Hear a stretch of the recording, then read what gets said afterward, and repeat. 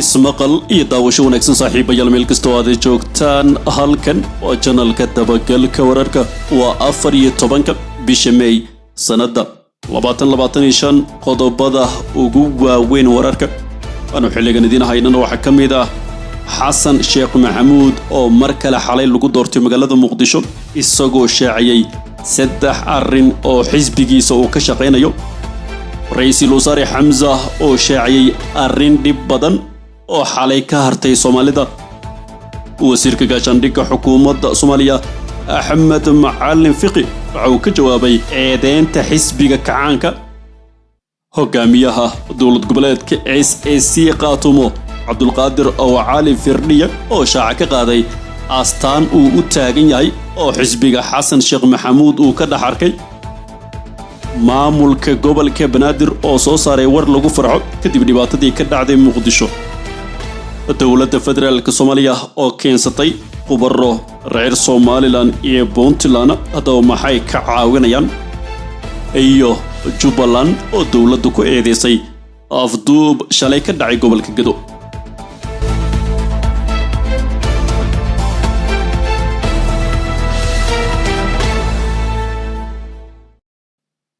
intaasi saaxiibayaal waxay ahaayeen qodobada ugu doorka roon warka channelka dabagalka wararka hadii aad ku cusubtahay channelkan ku soo biiro subscribe sar muuqaalkan like sar share garee oo la wadaag saaxiibada ad ku maasantahay inaad mar walba la socoto wararka aanu halkan ku soo gudbino haatan warkii oo fidsan Xasan Sheekh ayaa mar kale xalay lagu doortay magaalada Muqdisho urur siyaasadeedka cadaaladda iyo wadajirka ee JSB ay ku midaysan yihiin madaxda dowladda federaalka iyo madaxda 3 dowlad goboleed ayaa xalay looga dhawaaqay magaalada Muqdisho iyadoo kulanka lagu shaaciyay xisbigan uu ka dhacay howlka sahal aan goobta joogay dhammaan xubnaha xisbiga oo halkaasi ka jeediyay khudbado ay kula hadlayaan taageerayaashooda oo goobta soo buux dhaafiyay madaxweyne Xasan Sheekh Maxamuud ayaa noqday gudoomiyaha ahna musharaxa JSB iyadoo uu yeelanayo ilaa 4 gudoomiye ku xigeen oo lagu saleeyay saami qaybsiga dhanka beelaha ee 4.5 dhismaha xisbigan ayaa soo maray toddobaadyo si adag la isugu hayay qaab dhismeedka hoggaanka xisbiga balse ugu dambeyn waxa laga gaaray heshiis rasmi ah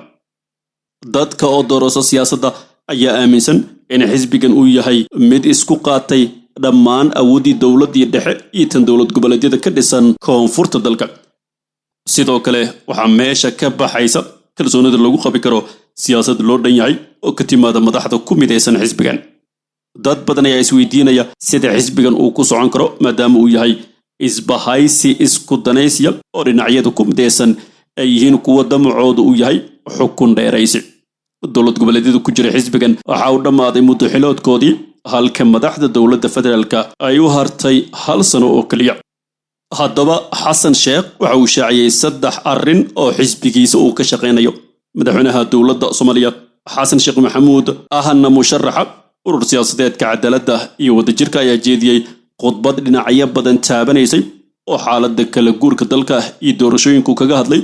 isagoo sharaxaad ka bixiyay xisbiga uu hogaamiyo ee xalay lagu dhawaaqay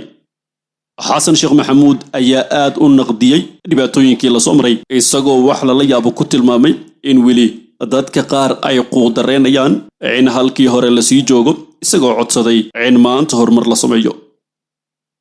madaxweyne Xasan Sheekh Maxamuud oo si kooban u sharaxay waxyaabaha xisbigan uu u taagan yahay ayaa yiri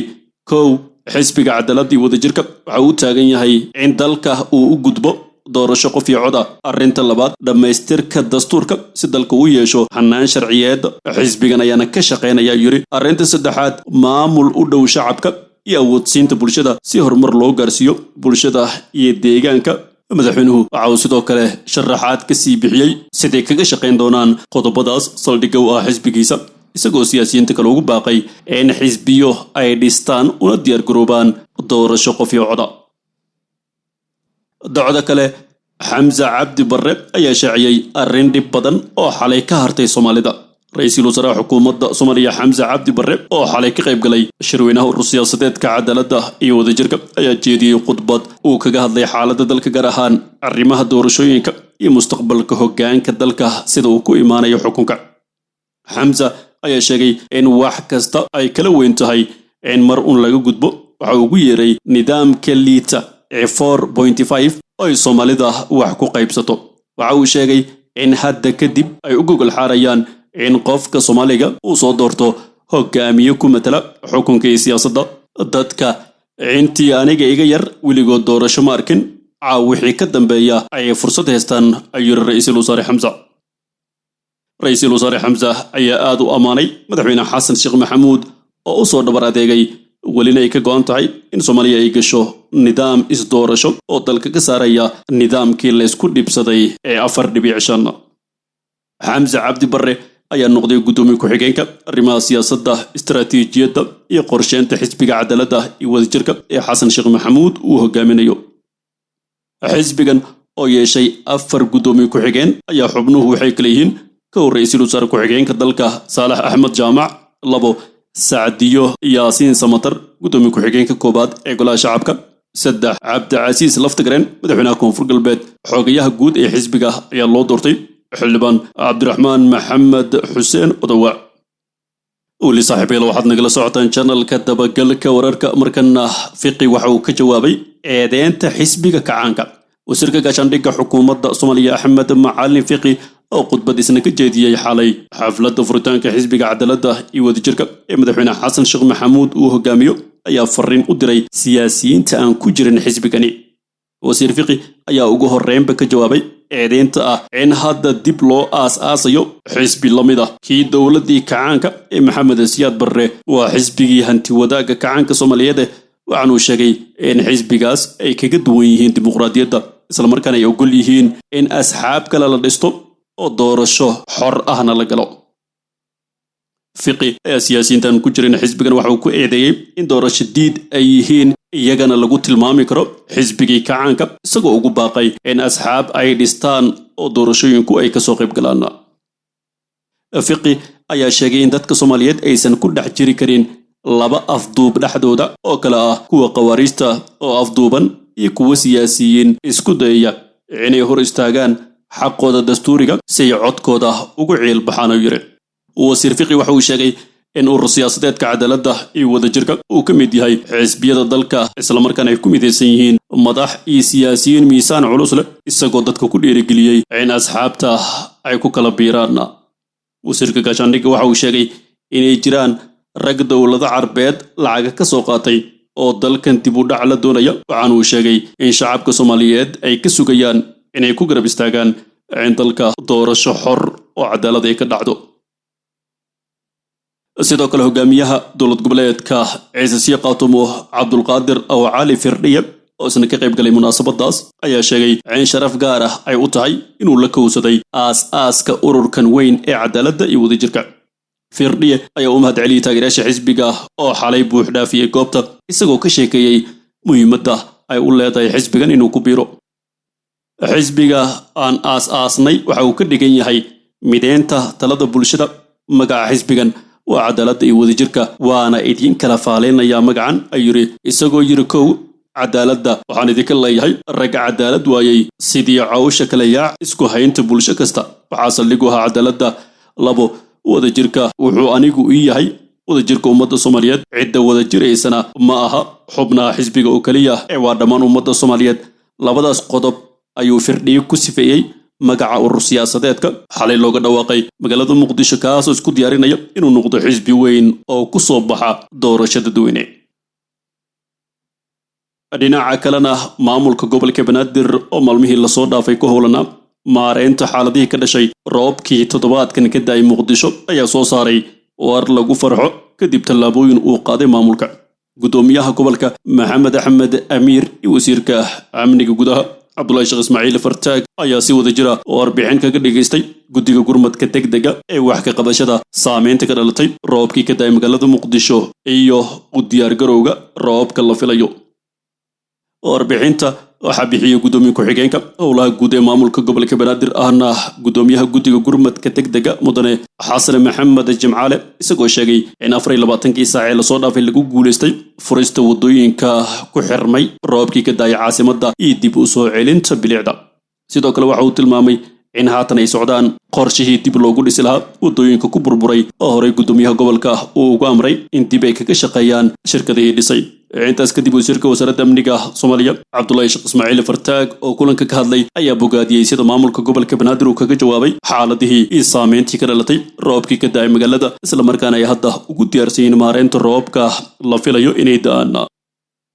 dhankiisa duqa magaalada Muqdisho Maxamed Axmed Amiir ayaa kula dardaarmay guddiga gurmadka degdega ee shirkadaha ka shaqeeya dhismaha wadooyinka in la dardargeliyo qorshaha dib u dhiska kaabayaasha muhiimka. Waxa kale oo bulshada ku dhaqan caasimadda ugu baaqay inay feejignaadaan lana muujiyo in la istaageero.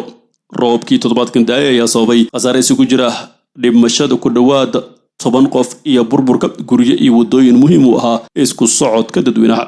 afhayeenka maamulka gobolka Banaadir oo ka warbixiyay khasaaraha uu geystay roobka ayaa horey u xaqiijiyay geerida 7 qof oo ku dhimatay daadkii ka dhashay roobka, burburka 6 wado oo laami ah iyo guryo dumaya. dhinaca kale dowladda federaalka ayaa keensatay khubaro reer Somaliland iyo kuwa Puntland. gudoomiyaha guddiga madaxa bannaan ee doorashooyinka qaranka Cabdikariin Axmed Xasan oo warbaahinta kula hadlay gudaha magaalada Muqdisho ayaa markii ugu horeysay qiray in khubaro xagga doorashada kala shaqeeya ay ka keensadeen deegaanada maamulada Somaliland iyo Puntland. Cabdikariin ayaa shaaca ka qaaday in khubaradu ay ka caawinayaan doorashada golayaasha deegaanka ay qaban doonaan. gudoomiyaha Cabdikariin ayaa xusay in 4 xubnood ay ka kala yimaadeen Hargeysa iyo Garowe ayna ka mid yihiin khubarada guddiga madaxa bannaan ee doorashooyinka. arrintan ayaa ku soo aadaysa iyadoo marar badan Somaliland ay ku celcelin jirtay in Soomaaliya ay u baahan tahay inay kaga dayato doorashada maadaama ay qabsato doorashada qof iyo codka. si kastaba Soomaaliya ayaa haatan isku diyaarinaysa doorashooyin toos ah waxaana hadda socda qorshihii ugu dambeeyay oo wado Villa Soomaaliya. goor horeba waxaa la sii bilaabay diiwaangelinta dadweynaha oo hadda ka socota magaalada Muqdisho waxaana la gaarsiin doonaa gobolada inkastoo weli mucaaradku ay diidan yihiin. gun iyo gabagabana Jubbaland dowladda federaalka ay ku eedeysay afduub ka dhacay gobolka Gedo. war-saxaafadeed ka soo baxay Jubbaland ayaa waxaa looga hadlay fal afduub ah oo shalay ka dhacay degmada Garbaharey ee gobolka Gedo kaasoo sare u qaaday xiisadda maamulkan kala dhaxaysa dowladda federaalka. Jubbaland ayaa sheegtay in ciidamo ka amar qaata dowladda dhexe ay degmada Garbaharey ka afduubteen Axmed Xuseen Jaamac oo ka mid ah ururada bulshada rayidka ee degmadaas kaasoo ay sheegtay in lagala baxay gurigiisa. sidoo kale waxay Jubbaland intaas ku dartay in falkan uu qayb ka yahay caburin ay sheegtay in dowladdu uu hogaamiyo madaxweyne Xasan Sheekh Maxamuud ay ku hayso shacabka gobolka Gedo. qoraalka ayaa sidoo kale waxaa la sii raaciyay in ujeedku yahay burburinta maamulka iyo in meesha laga saaro kala dambeynta shacabka gobolka Gedo. eedayntan culus ee ka timid Jubbaland ayaa ku soo aadaysa iyadoo dowladda federaalka Soomaaliya ay muddo bilooyin kadib fasaxday diyaaradihii tagi jiray gobolka Gedo. xiisadda labada dhinac ayaa haatan u muuqata mid dib u soo laba kacalaysay waxaana horiyay bayaankii ka soo baxay shirkii ugu dambeeyay ee golaha tashiga qaranka oo lagu sheegay in loo baahan yahay in si sharciya loo wajaho xaaladda maamulka Jubbaland. xaaladda Jubbaland waxaa sidoo kale loo xil saaray inay kasoo tala bixiso wasaaradda arrimaha gudaha dowladda federaalka Soomaaliya. si kastaba labada dhinac ayaa horey u dagaalamay waxaana hadda ay u muuqataa in mar kale ay iswajihi doonaan waxaana arrintani ku soo aadaysa xilli dalka uu ku jiro marxalad xasaasiya. guud ahaan saaxiibayaal waan dhegeysta warka channelka dabagalka wararka haddii aad ku cusubtahay channelkan kusoo biiro subscribe saar muuqaalkan like saar share garee oo la wadaag saaxiibada waad ku mahadsan tahay inaad daawato warkan mid ka xiga intaan ku kulmi doono nabadgelyo.